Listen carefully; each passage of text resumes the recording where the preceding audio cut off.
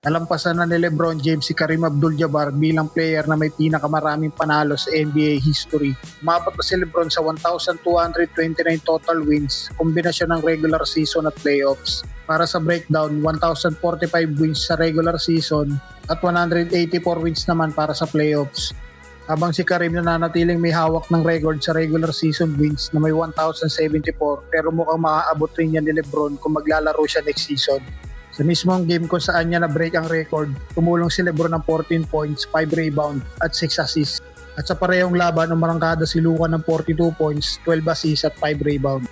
Dagdag pa dyan, naabot na rin ni Luka 15,000 career points at siya ang ikatlong pinakabatang player na gumawa nito. Kasama niya sa elite list si Kevin Durant at syempre si LeBron James. Sa ika-23 season, patuloy pa rin nagsusulat ng kasaysayan si LeBron. Hawak niya ang record sa pinakamaraming games, points, field goals, all-star selection at marami pang iba. Pero sa kabila ng lahat, hindi naging madali ang season na ito. Nakaranas siya ng injuries kabilang ang sciatica na nagpawis sa kanya ng 14 games at natapos din ang ilan sa kanyang historic streaks. Samantala, target ni Steph makabalik ngayong linggo kontra Houston Rockets. Ayon kay Shams, gusto ni Steph pakalaro matapos ang halos 2 buwan na pahinga dahil sa knee injury mula pa noong laban nila kontra Detroit Pistons noong January 30. Kinumpirma ni head coach Steve Kerr na sumabak na si Curry sa full contact 5-on-5 practice. Isang magandang sinyalis na malapit na talaga ang kanyang pagbabalik. Gayunman, out siya sa laban kontra San Antonio Spurs at doubtful kontra Cleveland Cavaliers. Sa kabila ng solid stats na 27 points at 39% shooting sa 3-point area, hindi siya eligible sa All-NBA dahil kulang sa required na 65 games. 29 games lang ang kanyang nalaro ngayong season. Kasalukuyang hawak ng Warriors ang 10 spot na may 36-39 record at halos sigurado na sa play-in tournament malayo sa Memphis. Malaking tulong ang pagbabalik ni Curry lalo na't wala sina Jimmy Butler at Moses Moody dahil sa injuries.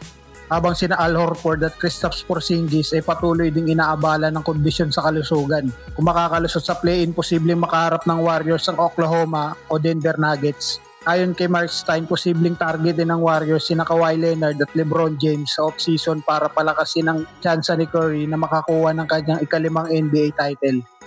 Posibleng mailagay sa trade block si Zion Williamson ngayong off-season. Isang move ito kung may team na susugal para kunin si Zion sa kabila ng kanyang injury history. Sa kabila ng mga naging problema sa kalusugan, tahimik na nag-deliver si Zion Williamson ngayong season. Nakapaglaro siya ng 59 games at nagkaroon ng career best na 35 games sa sunod-sunod na laro. Pero kahit improving ang performance, may malaking tanong sa kanyang future sa New Orleans Pelicans. Aminado si Zion na business ang NBA, kaya anumang oras pwede siyang matrade.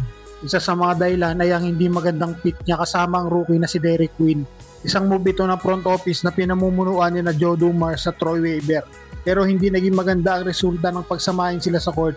Dahil dito tuluyan ng inalis sa rotation ang kombinasyon nila. Sa kabila nito nagpakita rin ng improvement ng Pelicans matapos ang All-Star break. Ngayon maraming team sa liga ang nagmamasid kung ilalagay nga ba sa trade market si Zion at lalo na eligible na siya para sa extension.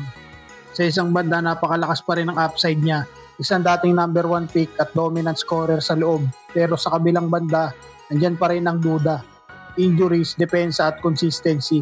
Dagdag pa ang malaking kontrata na aabot sa mahigit $40 million kada taon. Sa modern NBA, hindi lahat ng teams ay handang sumugal sa ganitong risk. Pero may positive signs. Mas efficient siya, mas mababa ang turnovers, at mas inaalagaan niya ang kanyang katawan. Ayon sa head coach na si James Borrego, fully committed na si Zion ngayong season. Ang tanong ngayon, may timbang susugal o mananatili siyang magpapatuloy sa New Orleans. Sa uli, habang patuloy siya nagpapakita ng improvement, mas lalong nagiging totoo ang posibilidad na maaaring magbago ang kanyang future sa New Orleans.